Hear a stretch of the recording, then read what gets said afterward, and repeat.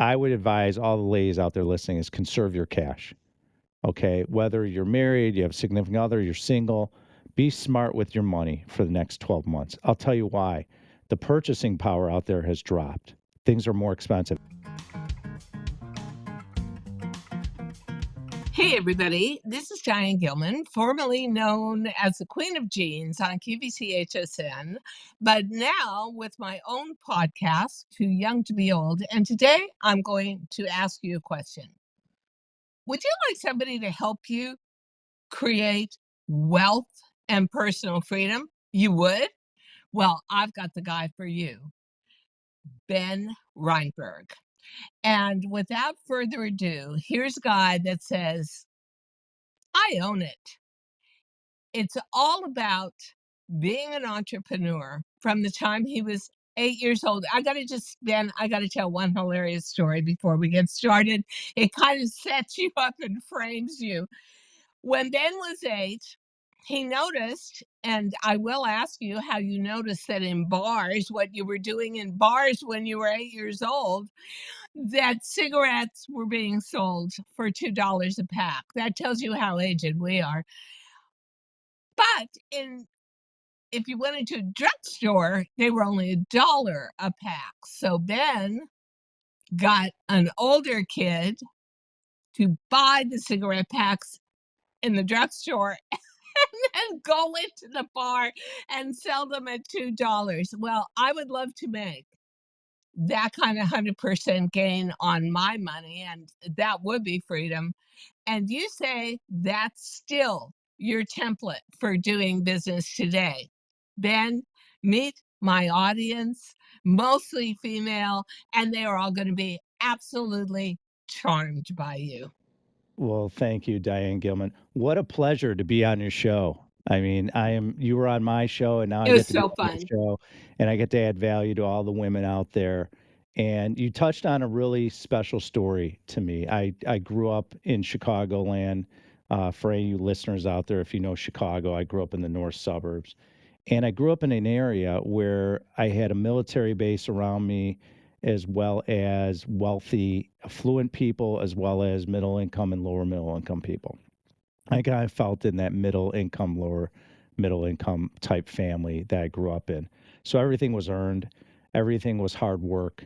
We all mowed lawns, shoveled driveways, did what we could to earn a buck. When I was a young man, 8 years old, to touch on that story, I love candy. Everyone that knows me knows I have a sugar fish. I'm a huge Swedish fish fan. And when I was a kid, I used to love Slurpees and candy. That was my thing. I was a very athletic when I was a kid. And after sports, we'd walk to the local 7-Eleven and have a Slurpee and candy. That was a treat for me and my older brothers that my father would do in our tradition. So what I always wanted to make money. I used to sit on the street and see Mercedes driving by me and I always wanted to know like how do these people do it? Because I didn't come from money, so I had to learn. And so one of the things I figured out was I always drove by and saw the billboards with the Marlboro Man when I was a kid. And so cigarettes were prevalent. And I grew up in an area, Diane, where it had the most bars per square feet per God, capita in the United States. wow. So there was tons of bars in a town called Highwood, Illinois, right next to where I grew up. And with that being said, I figured out I paid an immigrant money, and he bought me a carton of Marlboro Reds because that was a hot cigarettes. Because a lot of men were in the bars at the time. There wasn't a lot of women drinking, and so you had to peel. So they smoked Marlboro Reds. Women smoked Marlboro Lights. I knew, and they also women smoked a lot of menthols. I knew this as a young kid because being around and walking around, I'd see and just figure out and see the packs of cigarettes and the colors. And so, we were interesting kids. We used to collect beer cans. We did everything to make money, recycling, you name it. But the cigarettes I would do, I would buy a carton of cigarettes. I'd go in, I'd break up the pack, put it in a pillowcase, put it underneath, my sweatshirt, and then start selling. And it got to a point where my parents saw I had a lot of cash on me. And then obviously it didn't go well from there. My parents were a little disappointed. I don't think it's legal as a young man, even in the 1970s, to start walking into bars and selling cigarettes. And it was more like a Bronx Tale because a lot of the mafia owned the bars, and it probably wasn't a good idea as a young kid, but no one bothered me. I was just doing my thing, keeping quiet. Kids would walk in and out of the bars because the doors were open, and it was a different world back in the 1970s, the late 70s when I grew up in this area. And nowadays we got cell phones and you could track where everyone is. It's a whole different world with Yeah. technology. So, I wouldn't give it up for the world. People say, well, would it be nice to have technology when you're a kid? I'm sure a lot of the ladies listening out there, depending on your age group. For me, if I didn't, if not having a cell phone was great because I had free roam to do what I want, and it was a different world back then, and I wouldn't trade it for a thing. And that experience alone taught me about sales. It taught me about resilience. It taught me about risk and how to manage risk. So this is what I learned at a young age. And still today, it doesn't matter how successful I am. It doesn't matter what I do every day. I am still that same person, persistent, showing up to work. Like right now, I am at work. And after this interview, I'm going to start grinding with my leadership team. And, uh, and we have a lot of women on our leadership team, which I'm very proud of. And I'm grooming a woman who is eventually in the next probably 18 months or less, she's going to become the CEO of my company. And I'm really proud about that. Fantastic. Yeah. Wow. And she's, So she's talk a, to us she's a Latina woman. about your business, because the one thing I see, and I just saw statistics that really blew me away, that post COVID in New York City, 48% of the commercial real estate is deserted. And because they're doing hybrid, partially remote, maybe 2 days a week in the office, they don't know what they're going to do with all of that real estate. And part of what you do is repurpose. And another part of what you focus on are medical offices, which seems to me for a tsunami of aging in America is the smartest thing ever. And the question that I asked you before we started this podcast was, what are we going to do with all these creepy, deserted shopping centers? What's your vision here for repurposing commercial real estate? Well, first of all, it's a great question. And a lot of these markets we don't really invest in anymore. We've kind of moved away from the New Yorks and the Chicagos of the world, and we focus more on the South and the Sun Belt where there's And why? population Why growth. is that? Well, I'll tell you why. I'm an office, industrial, and retail expert. That's where I'm an expertise. I've built millions of square feet of office, industrial, and retail. And so for us, we've seen change. When the internet came in, retail changed. There Oh, yeah. wasn't as many tenants absorbing space. And so you see a lot of vacancy. See the big box stores. I mean, in Chicago and New York, we had Macy's. And Macy's there's few and far between Macy's stores out there. So the big box retailers have shrunk. You've also had different concepts come in. The restaurant folks and the fast food folks are doing very well in this country. And so the mass chains do well because they price to a lower middle income type clientele, and that has more masses. So if you deal with the masses on a retail area, you will have better traction and more success in sales. But some of these malls and some you see these malls are deserted. There's a mall in Chicago called Northbrook Court, high-end mall. Every time I walk in that mall and I go back to Chicago, I live now in Southern California, Diane. I go back, I'm going back this week to Chicago and I walk through that mall. There's so much vacancy. So they're Yeah. taking that mall as example. They're repurposing it, making apartments. In a lot of in New York and these different major metropolitan areas, whether it be Miami, they're taking these areas and they're repurposing them. So they could knock it down and make it senior living. There's more baby boomers growing, and that population is enormous. So you have to cater to that population that's aging. So what do? You build facilities that deal with the baby boomer generation. So that could be more senior housing, more nursing home, more healthcare facilities. It could be potentially apartments, or it could be townhouses, depending on how the land lays out. So you're going to see different spots where there's a lot of vacancy that's going to be repurposed, and municipalities are going to have to rezone these lands if need be. Ah, So, I never what- thought about that. so what we decided 20 years ago. I've been doing this for 3 decades. Okay, I'm 53 years old. Started this when I was a young man, and I'm also a CPA by trade. And so what I learned was you have to look at things and be able to kind of foresee what reality is behind a concept. So 20 years ago, even though Barack Obama was in office and we thought healthcare was going to go by the wayside and we are going to get into social medicine, what ended up happening, we knew, and I use this phrase frequently, is the human body is never going out of style. So we took that approach and we said, you know what, we're going to start buying medical and developing medical. And that's what we did. We're one of the leaders in owning medical and now even veterinary in office. We got in veterinary in office about 6 years ago. And so we have a lot of folks from around the world that invest in our funds specifically to get into one of the best asset classes in commercial real estate. And that's how we build wealth because think about this for all the women out there that are listening. Okay. You have to go visit all the services you want in person. And the real estate helps generate the revenue for that specific tenant of ours. So I'll give you an example. If you're a woman, look at OBGYN. A lot of them are positioned near the hospital so they could walk over after a woman has a baby. Well, they need those locations, Diane. So those locations have high barriers to entry. They don't like to move. They build deep roots. Take dermatology. Dermatology is huge, especially in the sun belt where the sun is. I know being in California, the sun's constantly shining and wearing sunscreen all the time.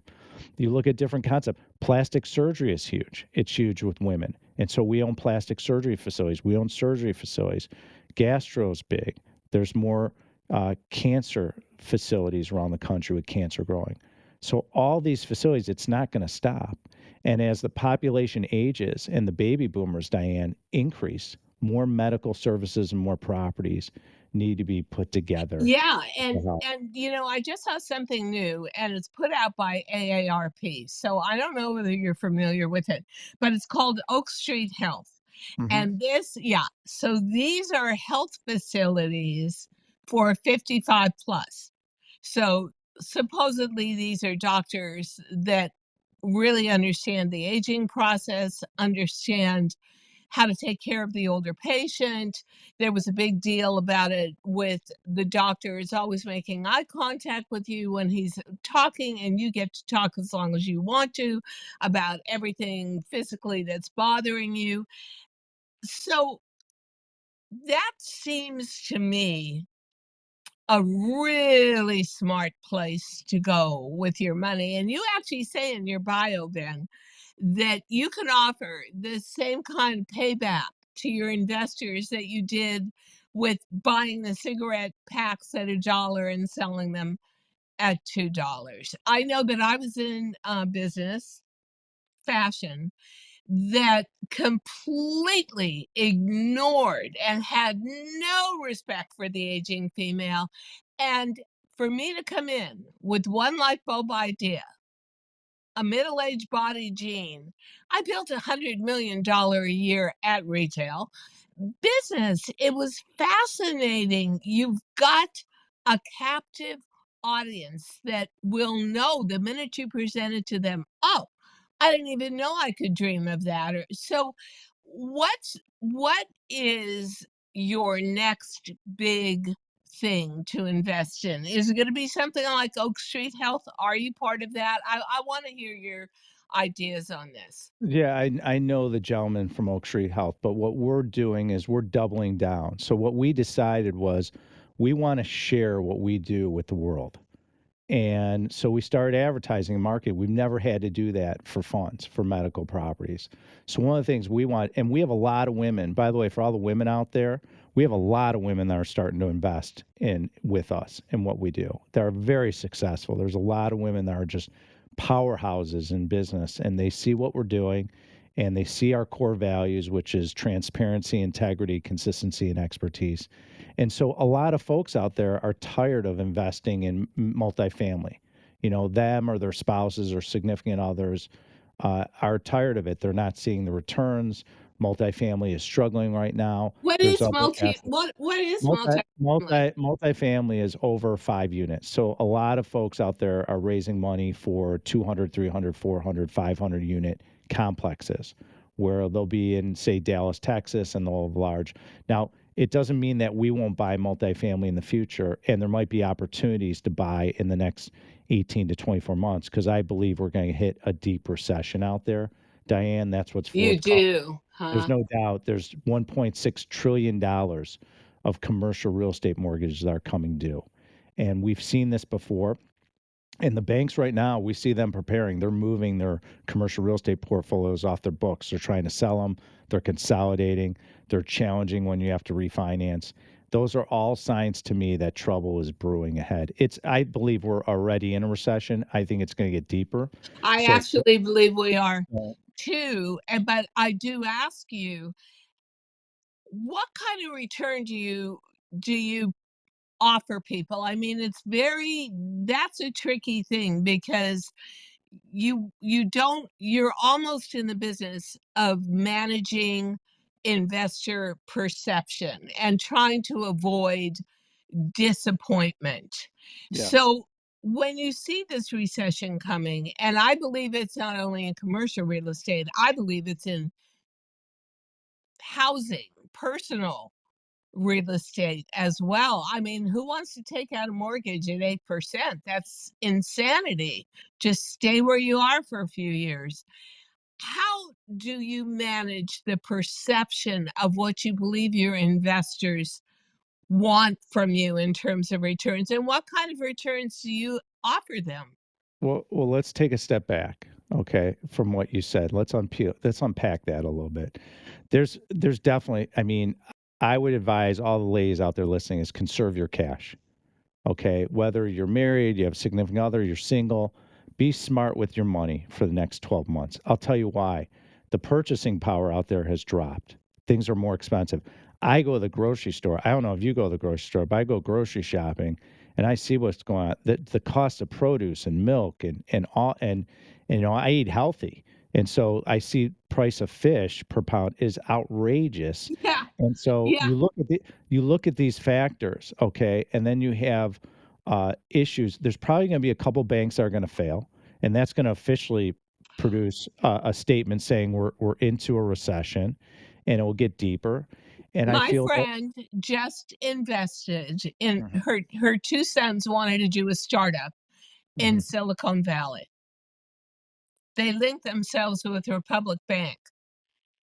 And so a great part of her retirement nest egg and what they saw as a perception of their future and to be able to pay her back was all wiped away in one day with Yeah. Republic Bank. So I am so paranoid that honestly, I'm almost in that mode as a female because 80% of all females will live out their old age in some form of poverty because we're never taught how to manage our own money. Yeah. Um, I'm ready to put it under a mattress, to tell you the No, truth. you don't need to do that. What I suggest for everyone out there and for you, Diane, is look at hard assets like what we do, commercial real estate.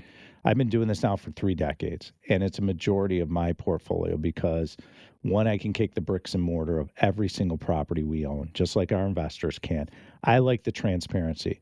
When I invest in stocks and bonds, which is a good diversification play, or treasuries, I don't know who's making decisions on those boards of the Yeah, company I'm I'm not, investing. that's for sure. Right. And so the point is when you can go kick the bricks and mortar of the properties that we own, especially with medical, it's safe, secure, and profitable. So to get back to your returns, okay, medical office, take that one niche of niches we're experts in. We've averaged about 24% internal rate of Oh return my in our career, God. which on a conservative asset is tremendous. Now, with Tremendous. our new fund, we're not promising that because we would like to underpromise and overdeliver. So we'll Yeah, probably be in the teens, the high teens, low 20s. So to get but back to your still. question about my cigarette days when I was 8 years old, is the reason why we feel we'll double people's money at least maybe 2.5 times in a 5 year period, because that's the hold period for this specific fund, Diane. The reason why is we feel and know there's going to be tremendous buying opportunities, and it's starting to happen. We're starting to see cap rates, by the way, if you don't know what a cap rate is, called a capitalization rate. It's basically your net operating income divided by your purchase price. I'll leave it at that. I won't get into details about the economics behind our finance and how we deal with our transactions. But at the end of the day, we know there's going to be great buying opportunities, and it will be able to deal with the rising interest rate market. And with that being said, to have a safe, secure, and profitable investment that we're buying at discounted prices that we haven't seen in a while, we're raising money left and right, Diane, from various accredited investors and keeping our powder dry. And so this year we've been very smart with money. We said we're going to hold off on buying. We might sell a little bit, and we're going to start preparing for what we see as great buying season for our investors. And so we have high net worth accredited investors and families from all over the world that invest in our funds and syndications that we've been doing for years. So to get back to your point of you asked a question about uh, really transparency is the word that you're focused on. And transparency and communication is everything. So when you look at our core values, transparency, integrity, consistency, and expertise, we have 200 plus years of leadership team, Diane, in my company, which I'm extremely proud of. We have a wonderful leadership team and great employees around the country, and even some outside the United States that work for us now. And with that being said, communication is everything. I communicate with my investors. We do quarterly reports, we do financial statements. Every investor has their own investor portal account, username, password, 24/7. They could see exactly what's going on with their investments. I am also a large investor in what I do. I am shoulder to shoulder with my investor. There is no one that believes more than what I do than me. And I invest significantly in what we do on a daily basis. Now, what And I and would I be I in take that to heart. Let me just finish. I take okay. that to heart because here's something that's instilled in my company. I want everyone to hear this, especially when you invest, is that if you don't value every penny that anyone ever invested with you as a fiduciary, you shouldn't be doing what you're doing. And I instill that in my staff because I give an example. Okay, I'm from Chicago. And as everyone knows, Chicago is freezing in the winter. So imagine if you're a lady out there and you live in a cold weather city. I hear you. I grew up, I raised my kids. I lived in Chicago for over 50 years. And I take a man or woman who has to commute in the ice and snow to earn that penny or that dollar that they invest with us. And when you take that to heart, Diane, and you understand that, everything else flows downhill from there. Communication, integrity, the deals you look at and you buy, you make sure you do your homework and your due diligence of why you're buying. You tell the story, you explain it to your investors. You over communicate. So to answer your question, communication is everything.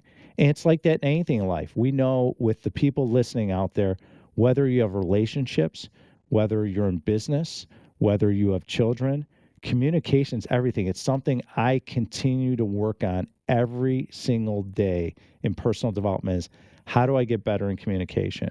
How do I understand body language? And so being in business and life, it's constant growth and constant learning. And that's why people ask me like, well, why do you keep doing what you're doing? Why do you keep learning? Why do you keep growing? Why do you have mentors and coaches? I feel that you just can't stop learning in life and can't evolve and what makes you the best authentic version of yourself, Diane, and that's Well, so important. that is leadership. So, I just wanna get back a little bit to the baby boomer audience, which is a huge chunk of America now. Something is popping up, but maybe you've seen it for a while. I was just introduced to it and given a tour. Uh, some of them are historic buildings, some of them are new buildings that are down around the meatpacking district. But these are almost the equivalent of retirement slash assisted living for the wealthy communities where apartments start at $20,000 a month, but you've got doctors on staff 24 hours a day. You've got physical therapists on staff the entire time. You've got fully populated with the right machinery gyms. You've got a kitchen that will make you anything you want, customized food for 22 hours out of 24-hour days. Are these the kind of facilities you're interested in? Personally, I was blown away by how expensive they were, and I thought to myself, I would probably have to be pretty sick or pretty needy to go into one of those facilities and be blowing up to $30,000 a month. Are you familiar with those facilities, and do you Yeah. understand them any better than I do? Yeah, I mean, it's part of the medical real estate community, senior housing. Senior housing is only growing every single day as the baby boomer population ages. So Yeah, there's a lot of things. Hyatt, the Pritzkers being from Chicago, they have a concept where Penny Pritzker has a concept for senior living that she has a brand for. So there's different concepts out there and different folks that produce it in masses and focus on it. It's a side of the business we haven't gotten into. It doesn't mean that we couldn't add that niche to our portfolio for our investors, but there's no doubt that senior living, a lot of as people age, especially the baby boomer, they want to have their bedroom on the first floor, and they might have houses where they were living up on the higher floor if it's a colonial style house or a two-story house or it's a that's me. brownstone if they're in a city. And so at the end of the day, that's what people want. People want the ability. The other thing is too, if you look at like a Del Webb contest, 55 and older in Florida, what's important is people are seeing that people want to that are like each other want to live near each other and have the Yeah, services. They want the golf community. courses. They Yeah, want community. We do that in my company. We establish community. It's important to me. And so people want community. People want the services around them. Whether more people even today are into health and fitness. I'm huge into health and fitness. me too. I train with a trainer 5 days a week. I eat healthy, and a lot of people are getting into health and fitness. There's a lot of women out there. Look for the women. Just look at the clothing brands between Aloe and Lululemon and Athleta and all these brands, because more and more women are getting into health and fitness, and so are men. And so they want to cater to these people. People And they want, still want stretch, and they still want to gain 10 pounds, lose 10 pounds, and not have 2 different wardrobes, and I think that COVID also taught us we could live a casual life 24/7. We didn't need to get back into office clothing again. I am going to ask you a question that, in my mind, is really important for me. As an urban girl, I always heard New York City is the greatest city to retire in. You've got public transportation. Not doing that anymore. A little too dangerous, and COVID is still around everywhere. Entertainment in the city, yeah. Restaurants, yeah, but they don't really cater to older people.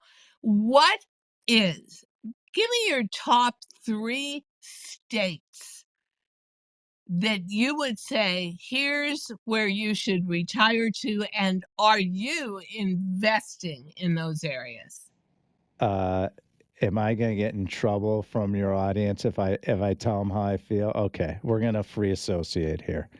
I'm going to tell you from my experience in commercial real estate. So that's my view. I want everyone to understand my lens I'm looking at. Okay, I understand why people live in certain cities. Like look at Chicago, where I'm from. Okay, great public schools.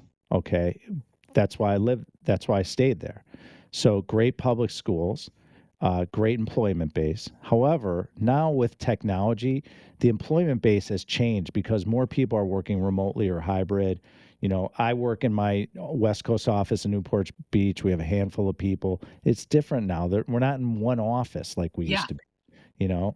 And even the law firms and accounting firms, if you look at them, they're working more remotely and hybrid. And so to answer your question about the cities, there are tremendous places in Texas to live in, depending on what you want. Austin, Texas is a cultural mecca now. Great city. We do a lot of business there.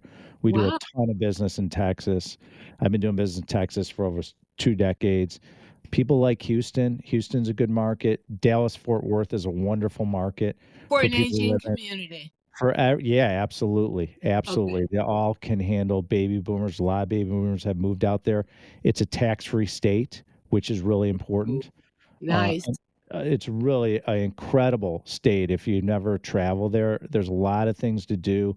The people are wonderful, and the weather's not too bad, But which give is me nice. 2 more states. 2 more states. Where am I going as I'm aging? Well, I would, as your agent, I think Nashville, Tennessee is a wonderful area. Tennessee is a great area. A lot of Okay. people have moved to Chattanooga as well as Nashville. Those are wonderful markets. And yes, great commercial real estate markets and medical markets. Nashville is a medical hub in this country. Some of the major hospital systems we do business with are based there. So Really? there's so many great markets I can give. There's great markets in Florida. Tampa, Orlando area, which we own a lot of real estate, is a wonderful little segment of Florida to live in. Uh, you could look up and down Naples and Bonita Springs, another great area. Another area to look at is North Carolina, South Carolina. I was gonna ask you about South North Carolina. Carolina, That's buzzing with everybody I know. I I have a brother who just retired, one of my older brothers, and he lives in Kiawah Island in Charleston, South Carolina. It's a gorgeous area. Great area, growing. North Carolina has Asheville and areas of Charlotte that are wonderful. So there's a lot of great markets down south to look into. There's also, now that I live out west, Reno, Nevada is a wonderful market. I would say there's parts of Las Vegas that are incredible to live in if you're aging. A lot of things to do. Other things is people are looking at New Mexico, different areas of I'm Arizona. very interested in New Mexico. I Uh, think culture, history, beauty. The one thing that keeps me away from those western states is I don't believe water is sustainable. no, I think it is. I think it's a You matter of do? time. Yeah, Okay. because in San Diego, they're looking at filtration plants, and we're going to figure it out. We're too smart with technology, Diane, not to figure it out. But to get into other markets, Salt Lake City is a wonderful market that people are moving to. That's great for aging population. A lot of things to do. The air's clean out here, which I love. I have allergies coming from Chicago. I don't even have allergies anymore. And then you look at different market. Boise, Idaho is a great market. And so that's a wonderful market. These are all the different markets we look in. I mean, we look in probably 30 different markets. We'll buy throughout the United States because of medical, but in different niches we own, we're very skeptical about, we're not going to own suburban office in certain areas of the country. There's a lot of niches that have kind of faded So I'm going to throughout my ask career. you because this could be our final question.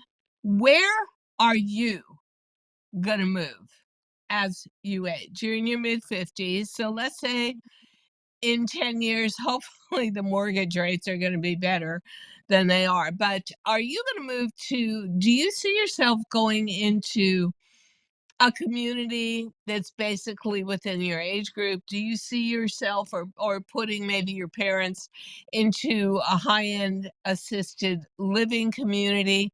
I want our audience to know what the choices are, but where an expert like you is going, are you going to stay where you are in Southern California? You certainly got the weather Well, pattern for it. from my lips to God's ears, hopefully I'm able to stay. I mean, I live in Orange County and right on the water, and I'm a big water guy. I like the sound of water. They even my staff here bought me a fountain in my office so I could hear it.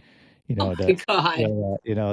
That's my spiritual side of me. And do you see yourself with, as you age, with customized living that you want to be totally in control? Because the one thing I noticed from going to a couple of really high end 20, 25, 30,000 buck a month assisted living facilities in New York was They don't give you a stove because 'cause they're afraid you're gonna burn the place down and not cook. They don't give you a door on the bathroom.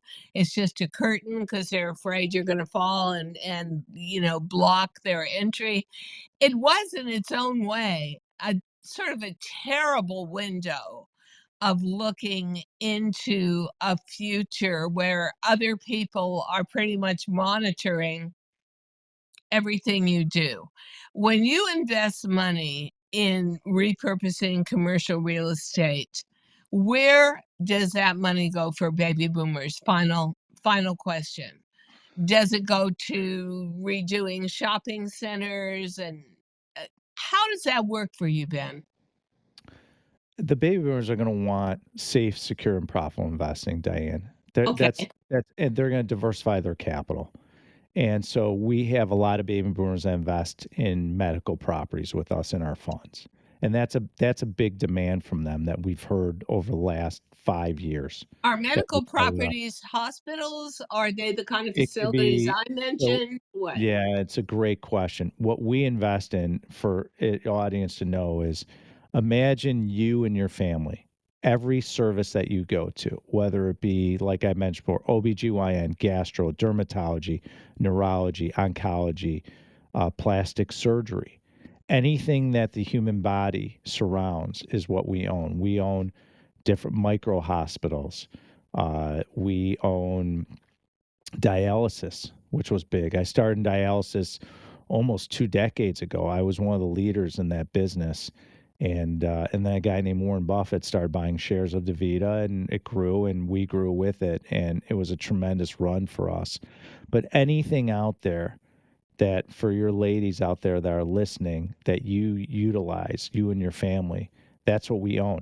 And so what ends up happening is we have a lot of folks that sell us their properties, physicians, they want to invest in our properties. Or one of the things we created was they could do a tax-free exchange.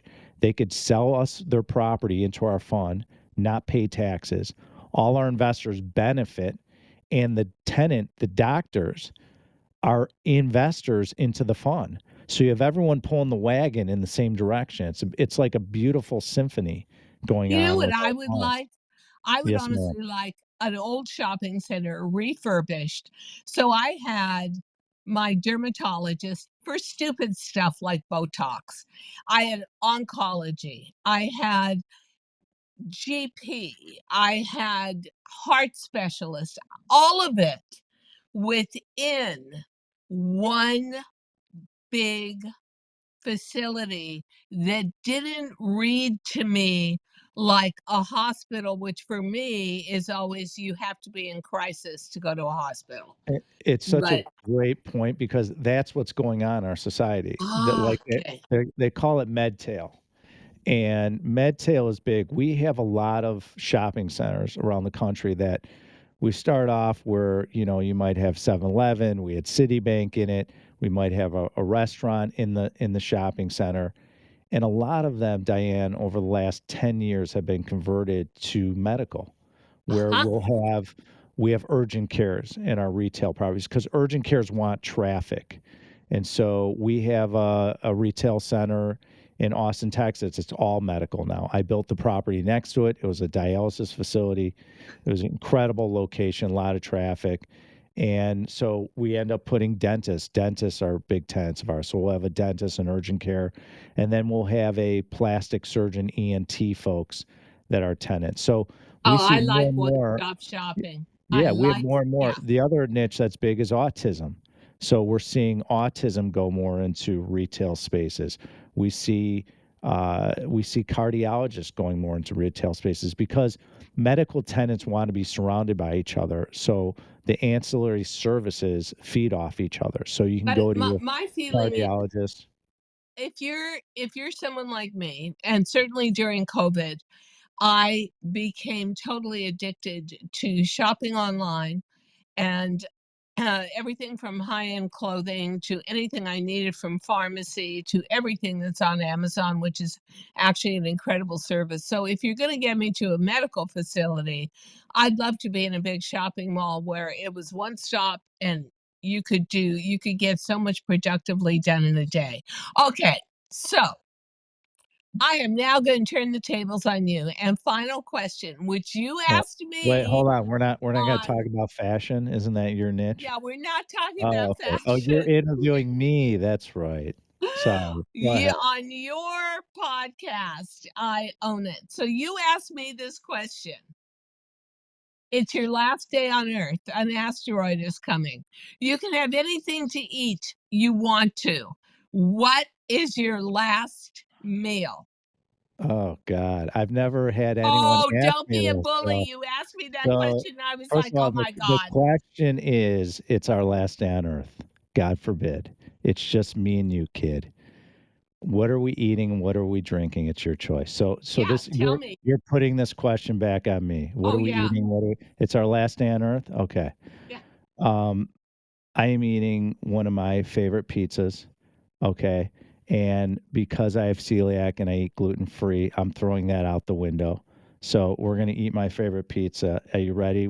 We're gonna have a full Italian meal because I love Italian food. Okay. I love a lot of food. I love sushi. I love Chinese. I love Vietnamese. I love so many food, and I miss it being from Chicago. And that's why I love going to New York because the food is phenomenal in New York. Yeah, totally. With that being said, one of the things that I would do is we would start with my favorite pizza. My favorite pizza is it has the best tomato sauce on it, ground beef, red onion, green pepper, uh, jalapeno and pineapple, well done. And it's thin and it's crisp. Okay. And we start off with a great salad with a great Italian dressing, ripe tomatoes, great vegetables in it. And then so we start off and we have our pizza for an appetizer. Then we have incredible homemade pasta that the best chef in the world is out making for us. And he's got the roller and he's stretching out the pasta You're and he's killing me. I yeah, haven't eaten all day. all I'm right, like ready to hold go on. to an And Italian okay, restaurant. and then he comes out with the pasta with the best garlic bread. It's nice and Oh, hot yeah. and it's piping and it's in like a cool basket, like it's almost like a picnic. And and then he says, "Mr. Reinberg, what kind of wine would you want?" And and I would have the most incredible red European Italian wine. I like the European wines now. I collect wine. It's because they don't have the sulfates. So even though it's our last day on earth, it doesn't really matter. We could have a Napa Red if we wanted to.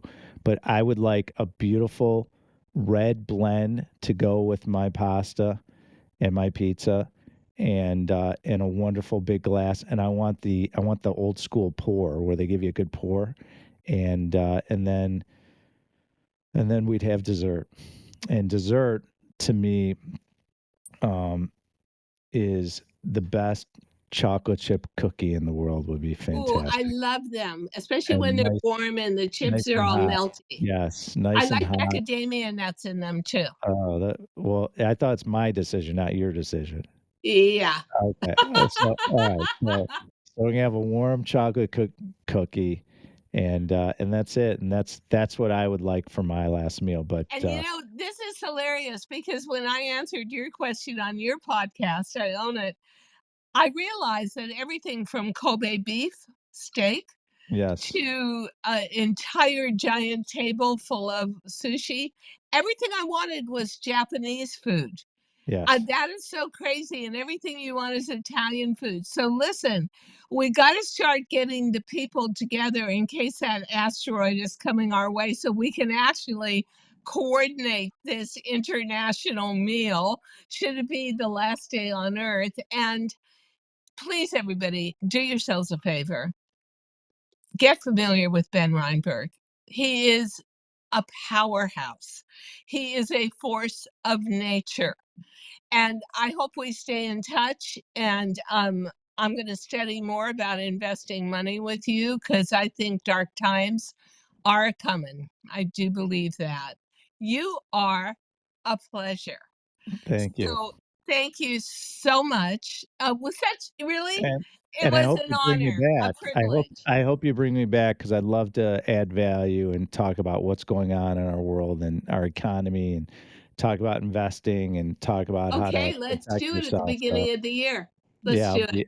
I'll be your economic guy, I guess we call me, or your finance guy. But just for everyone out there listening, just be smart. Just kind of be a little bit more conservative than you've been. And I'm not saying don't go spend money, enjoy your life, and live, but just be smart about it. Just really keep your eyes open to what's going on because I believe there's trouble brewing, and I don't want to make anyone nervous. That's not what it's about. But We're nervous already. just be We're smart. nervous already. Well, You yeah, I can't mean, look, I you mean, cannot miss the signs. the world's scary. What's going on with Yeah, Israel is so sad and disappointing, and I see yeah. everything that's going on in our And I have a world, friend and there, and I can't figure out yeah, where she is, and it's it's driving trouble. me nuts. It's But it saddens me, but yeah, I mean, for everyone out there listening, just keep your eyes open, be aware, um, and if you're struggling out there, work on yourself. People say to me like Diane, and we could touch on this important is people say, "Well, what do you do?" I have a morning routine. I meditate.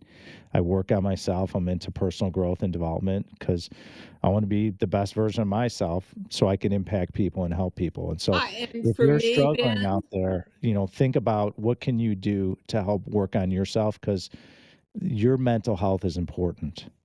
and your life is a privilege, and every minute counts. That's The right. downtime, the depressing times, and my thing is always whenever you hit a brick wall, there's a door hidden in that brick wall. You just got to find it. So don't give up on that because you will be able at some point to open that door and have the light come shining through. And you are one of those lights that comes shining A- through. And Ben Reinberg. just to add to that is it's so important because if you're struggling out there or you have anxiety or issues, the universe is basically giving you a sign of there's a lesson behind it. And so just open your eyes Always. and your ears and listen and you'll thrive. I tell my employees that all the time. So Like I true. have people and women where they're anxious, they have anxiety, or they have a personal life. It's why we brought a human behaviorist into my company because your Wow. personal life and business life blend with each other. I'm one of the first companies that have done this. I invested in this company. I love it. And what we decided is we said, you know what? For years, everyone's personal life and business life, it's affecting each other. So what Hmm. we did is we have all our leadership team and our employees, and I just did mine again, is we do a playbook. And what it does is it explains like what energizes you, what drains you. It talks about what you want to do more of. Because for years I couldn't figure out. I'm like, I'm just this business guy, Diane, and like all I do is work, work, work, work. But what do I really want? And so I was able to take a step back and incorporate things into my day. So every day I work out. It's my routine. Every day I go for a walk. Being in Newport Beach, I'm across from this gorgeous high-end mall called Fashion Island. I get the opportunity to go out at lunch and walk the mall, and I'll do like 3 or 4 laps. And so there's certain things I've learned about myself. And what's great is I could take an employee. So, for example, let's say you were on my leadership team, Diane, and you were into health and wellness, okay, or you were into mentoring and coaching. So I'm able to understand who you are and put you in a position in my company to make sure that you thrive. And that's how I create longevity and healthy lives at my company Alliance is because I wanted to understand who people are. And I know it wasn't in vogue. People are like, you can't get into people's personal lives. And I said, screw that. I said, I want to know everything about people because I want to help them. How do you see all these younger kids that are jumping and jumping from job to job? And I said, how do we prevent that from happening? Well, the way to do that is understand what do they really want? What energizes them? Where can they put the focus on? What do they want out of their lives and their careers and their future? You know what's And for interesting? me, I say, I think I went into retirement for about 4 weeks. And I thought, oh, this is a long, dark tunnel. And the minute somebody said to me, you know what, your communication skills are great on TV. Why don't you try podcasting?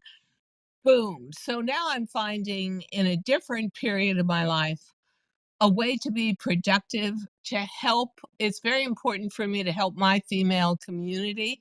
And my producer is going to kill me if we keep on talking. And so we're Well, going I to think just, your audience wants us to keep on going, but I'll come we're back, going believe to me, have what to a book privilege. another podcast. So let's do it for January when we've all got cabin fever and we all need words to live by. And Ben Reinberg, you're not hard to look at either. So it's great to have good financial advice and a handsome guy telling us how to do it. I am going to thank you so much. And please, ladies, do yourself a favor, go to Ben Reinberg and his podcast, I Own It, and you will get fantastic tidbits of knowledge and wisdom. Yeah, It's definitely. really, really worth the time. If So, with well, all that, one more thing, if people wanna know how to get a hold of me, we're go gonna to we're gonna my give social them media. all that info All after. right, sounds Yeah, good. of course we are. So, Ben, I was so excited about doing this with you. And I'm starting to get my Japanese chefs together for end of the world, and you better start getting your Italian chefs together so we can have a full banquet, and I will see you very soon, my friend. Thank you Thank you. so Thank you. much. Thank you, I appreciate it. Keep rocking, Diane, what a Yeah, I'm privilege. gonna try. I'm working on it. Thank you so much for listening to Too Young to Be Old podcast. The episode may be over, but the fun doesn't have to stop here. Find us on Facebook, Instagram, TikTok, and YouTube at The Diane Gilman, or visit our website, thedianegilman.com. If you like the show, leave us a rating or a review and subscribe so you don't miss the next episode. And until then, don't forget, age is just a number. Together, we'll prove that we are all too young to be old.